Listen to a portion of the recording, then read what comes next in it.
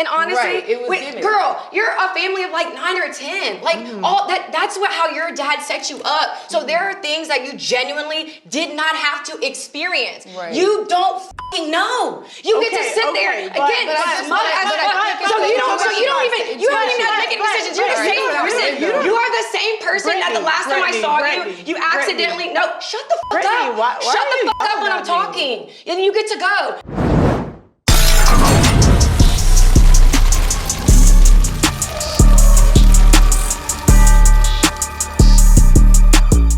YouTube, what is going on? I'm your host, Runaway Child, and I'm back at y'all with another one. If you haven't hit that subscribe button, take the opportunity right now. Go ahead, hit that subscribe button. And if you're already subscribed to the channel, hey, throw a like on this video. A like don't cost you anything to throw on this video. It is for free. So please show your boy some love.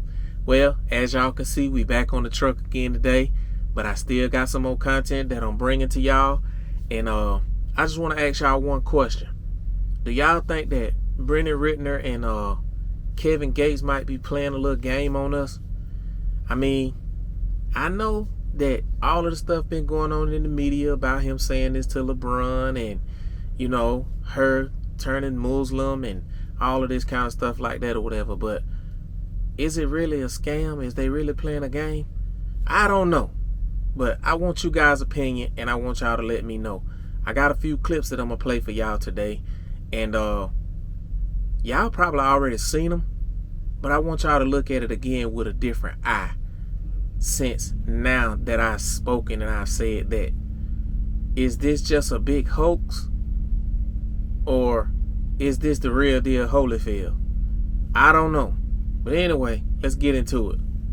You have that nature about you, and I'm going to skip around a little bit because in the same way that you choose not to mention him and protect him, I think that even though you are, and I'm going to give you a little bit of credit right here, right? Okay. The thing that even in the car when we talked off camera, and even when I see you on social media. Shout out Anton Daniel, man. This is an older clip, so I'll kind of go, in sequence. This is an older clip, so shout out to Anton Daniels. If y'all not subscribed to his channel, or if y'all are not familiar with him, his name is Anton Daniels. He has a channel called Anton Daniels, and he also has a channel called The Millionaire Morning Show. So make sure y'all go check him out. Go subscribe to his content, man. Very great content creator. Don't have anything bad to say about him. Hey, Anton, man, if you're watching this, keep doing your thing, bro. Anton has really, really moved up in the game since I started watching him around COVID or whatnot. He's really moved up in the game, and I admire Anton. So keep doing your thing, Anton. But y'all go check him out, though. You tend to take responsibility and ownership of your situation, but you protect guys in a lot of ways that people don't even really understand that you protect them, but you catch a bad end of the stick, right? I feel like I'm gonna need some tissues. No, why is that though? Is that something that's just inherently in you? Because you're the bad guy right now in a lot of people's minds, right? You are the person that's villain, and we hear a lot about the modern women and, baby mama's trying to catch people up and all of this other type of stuff. But even recently when you revealed, maybe how much, and I don't really want to get into that, but how much you maybe getting in child support and stuff, you don't really throw people under the bus. I didn't know about your grandfather until we just talked about it right now, right? And neither did all these people watching. And I definitely never talked about that publicly. But you are the villain though. And but you soft. Yeah. You soft in real life. Like, people don't see who you are behind the camera, but you soft in real life. You just cry and all of that other type of stuff. Why? I know I'm definitely gonna need some tissues because I feel like it's like here. Because I feel like it's just like the vibe that you give me. I feel like safe here. Like, you guys just have already made me feel really safe. But I don't know. I think for me, as it pertains to like someone that I love, or we're talking about my child's father, I loved him. I still love him.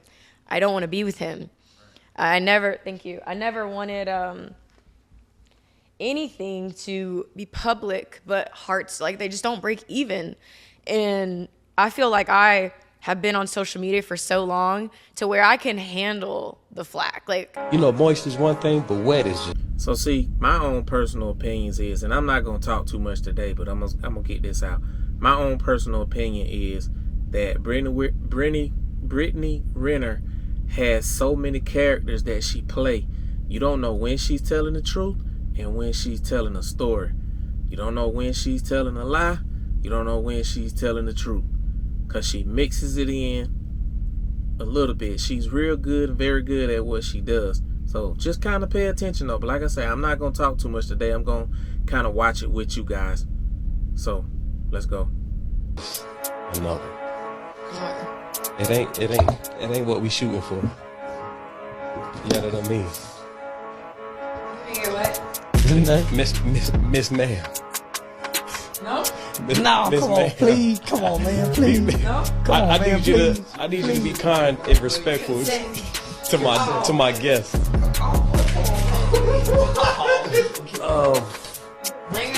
Where that pig poker at, man? Go ahead. I'm trying to think. I don't know if you said it on a radio show or TV show about your dating prowess. You was with 1 man, 2 men, 3 men, 4 men over the course of a 24-hour, 48-hour span. Did you think about the ramifications of how people, men, women, everybody? You see how she kind of smirked right there, how she kind of laughed like, I know I told y'all a lie. Like I got y'all. Would look at you because, or does that not bother you? Or you learn to tune that out? So you're referring to one incident, or I can actually recall it, pinpoint it perfect for you. There was a video that I did in my car where I was talking about how I had sex with, was it 3 men in a day? Yes. And then I ended up getting a yeast infection. Yes. I came out pretty unscathed for just a yeast infection. Right. Considering what I could have gotten. Right. It wasn't that, oh man, I hope people don't. Kid out of it. I mean, they talk about. I was on birth control for 10 years before I had my son. I got off of it because there was a conversation with my child's father. Okay. So I again, the whole trapping. So listen, if you made it this far in the video, stay to the end now. Make sure you stay to the end, because I got a surprise at the end that's going to really be a telltale sign of the reason why I think all of this is a gimmick. And all of it going to turn out to be a hoax in the end. Thing. Can't trap the willing babe. And on top of that, I never wanted to have I looked at kids as crotch goblins. You never wanted a baby daddy. You wanted to be a mom. You didn't want to be a baby mama. You wanted to be a wife. And that's why I waited so long. I had my baby when I was 29. I thought I was doing it right. I thought that was my guy. And I never really liked kids. I always thought I referred to them as crotch goblins, to be honest. But as I got older, I wanted one. But did you think? Did I think about the ramifications of telling people that I had sex with multiple men? Yes. I don't care. It's the truth. If you don't see me as a potential dating person, then great, one less heart to break. Leave me alone, and I'm going to continue to live my truth. But you do understand, Brittany, that's hard for a man. Look, like you said, public versus private. Now, if you and I having a conversation, and you're sitting here, we have a conversation, and you say, well, Shannon, I slept with this many men. Okay, that's one thing. That's between you and I. But to have that conversation, and then everybody, Sam, John, and everybody else knows it, that's a whole different ball game, Brittany. My experience, the worst people to deal with are the athletes. None of them use condoms, really. So if y'all really want to try to come up off a check off a man, you could just fuck an athlete. They're really done. Gates said some comments about Savannah and the way he looks at LeBron James, and yeah, man, this is kind of he kind of sums it up right here. We don't have to say nothing because he said it all. I don't like the way Savannah look at LeBron. I like the way them white women look at LeBron. Like when soon as he walk out there, they just be like, oh. They be out. But it's like I noticed when he go do the handshake with the main player on his team, which is that, it's like, you act like I'm bothering you. Like, I'm the greatest player in the world. One of them. Like top 5, top 10, I'm one of them. And I'm in the playoffs. You act like the warden of the jail. Like you came here to police me. Like you not out like these white women this out about me in here. I couldn't do it, bro. Cause when I've been around that dude just, his spirit so loving and giving, like it hurt me to see that. Like you done eject away from my partner, man. Don't do that, man. You dive on the floor behind that man. Dive on the floor behind him. But like I know a lot of people gonna hate what I just said, but I'm gonna be honest, like if everybody like me, then I'm so we can do whatever you want to do about it. I'm going to die about everything I say. I wouldn't die for a comment I said about LeBron. Kevin Gates, wake up. And then he got the nerve, and this is where Kevin, I gotta admit. Hey man, this is my boy Ugly Money Nietzsche. If y'all don't know about Ugly Money Nietzsche, man, he got a podcast out too called Ugly Money Podcast. Make sure y'all go check him out, man. I know him by P Nice. He's from around my area, so I've been knowing P Nice for a while. Ugly Money Nietzsche, I've been knowing him for a while, and he's a great guy as well. So make sure y'all go check him out too. Brother, I'm confused. That ugly money. Because you had the audacity to sit there and say that you don't like the way Savannah James looks at LeBron, but you like the way that them white women look at LeBron, a man that is a known great father, a husband, has never been in any scandal, and one of the GOATs of this goddamn generation and of his game. And you want to criticize Savannah James for the way she looks at her husband, but you over here sleeping with a goddamn harlots. Ain't nobody goddamn popping out saying that they smashed Savannah James, bro. That ugly money. Right. Gates, I'm being real with you, brother. I fuck with you, but hey, bro, I gotta hold you accountable. How are you gonna sit here and criticize a grown man, a married man and women that have never had any scandals or anything on their name, any smut on their rep, and you talking about the way that this woman looks at her man? But you over here cuffing a hoe. That ugly money. You talking about the way Savannah James looks at LeBron. That ugly money. You saying that the white women look at LeBron better. That ugly money. Well, I'm talking about the way Brittany Renner looks at you. That ugly money. She look at all the other niggas on the basketball team better. So maybe LeBron James should pull up to your next goddamn concert, Kevin Gates, front row with Savannah. Since you want to pop up at the Laker game. Kevin Gates, I'm on your ass. I'm on your ass, Gates. That ugly money. You disappointed me, brother. That ugly money. I pray this is some kind of goddamn rollout. I pray that this is some kind of goddamn marketing scheme. But I just don't understand this. And real niggas, we need answers, Gates. That ugly money. I understand if you're not going to follow me after this. Hey, it is what it is, Gates. I'm still going to rock your music. I still think you know what I'm saying, amazing artist. But goddamn it, brother, this shit don't make no sense, and I'm going to hold you accountable. You ain't got no goddamn business talking about the goddamn King James family. That ugly money. When you over there rolling around in them goddamn dirt. That ugly money. That's the pot calling the kettle black. That ugly money. I'm triggered, man. So you've been through a lot. I've been through a lot. I'm seen as used goods. You're seen as a high value man. Yep. So if you're me, then what? What's next? Yeah, it's really interesting, and it's interesting you make that observation, and you are correct. That's the difference between the masculine and the feminine. It's unfair, I guess. The world's not fair, but that's the difference between the masculine and the feminine. Men are respected for going through things and surviving, and women are the complete opposite. They're shamed for going through things and surviving. If you look at women love scars on men for a reason. He's gone through something. They're war wounds. Yeah, they're war. Men don't want a chick covered in scars. I'll say this right now, that a woman, the more trauma she goes through, the more masculine she naturally becomes. And if you were to give me my ideal woman, I would not I've wanted her to have a hard life and a bunch of trauma. I like the idea of her having a soft feminine life and being a soft person, and I can take care of her and protect her. Whereas as a man, to be a good man, you need to have been through a bunch of trauma, because if you haven't been through trauma as a man, you're a weakling. You have to have been through a bunch of shit. So the masculine and the feminine is a very interesting point there. As for, I don't know your history, I don't know the past, but we can just talk in generalizations in regards People to like me, I guess, under the same umbrella. It doesn't have to be personal. I don't know any of it, but we'll give generalizations. One of the main reasons that men are scared of a female with history is because it makes the man insecure. And scared dogs bite. So this is why men will snap or get angry quick, or they'll bring up your history. If you get in an argument with him, he'll bring up your history, whatever. But a lot of it is insecurity, and it's not insecurity because the man is insecure. The female paradigm in society convinces men, any man who says anything, you're insecure. It's not insecure in that way. It's insecure in a very realistic, logical way. Like I was saying earlier, she's had a lot of life experience. Let's be honest. Am I the richest guy she's ever had? No. Am I the most famous guy she's ever had? No. Am I the best looking guy she's ever had? No. Like, what's keeping her here? And then part of it comes down to, well, am I second place? If she could do better, would she do better? Like, there's a whole bunch of insecurity involved. And that's where tiny things, like I know it sounds like dumb shit, tiny things about the favorite car brand become more important than ever, right?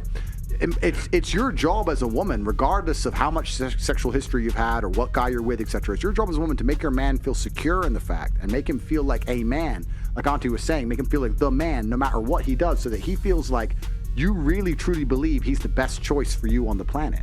That's your job to do. Now, if you've had a checkered past, that's perhaps more difficult. You need to be more tactful with it, more tactical about it. But you have to achieve the same result. You have to do the exact same thing, right?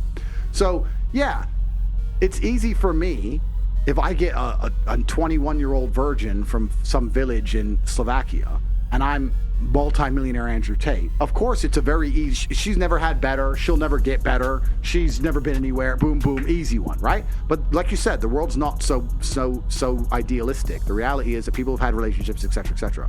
But a man is happiest in the relationship when he feels like man of the house and when he truly feels like you believe he's the best man that you could possibly ever get and have ever gotten.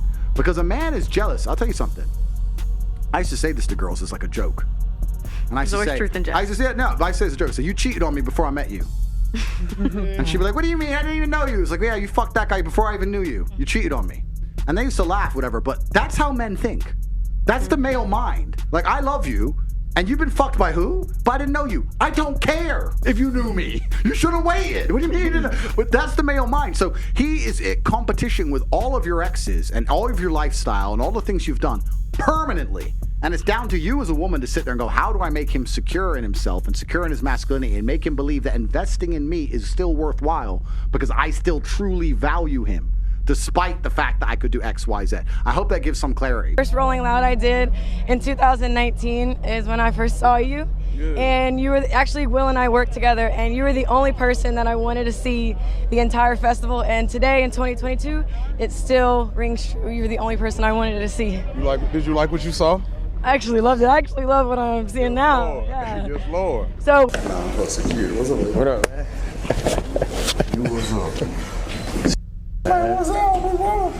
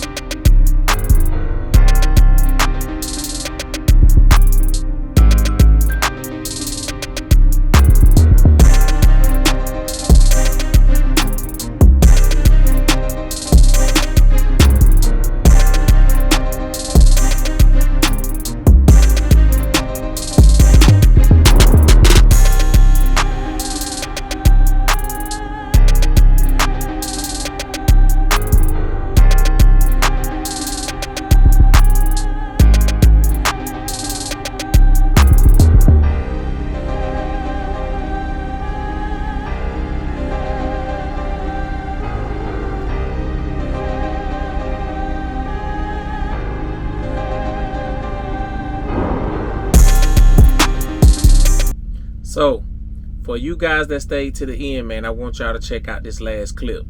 You know, I don't know if it's some fishy stuff going on or not, but I want to thank you guys if y'all did stay to the end. Thank you for staying.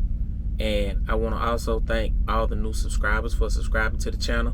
And if you haven't subscribed to the channel, hey, go ahead, hit that subscribe button. Make sure you throw a like in it so you can throw me in the algorithms. Make sure you throw a like on it, not in it. On it. Throw a like on it, man. You know what I'm saying?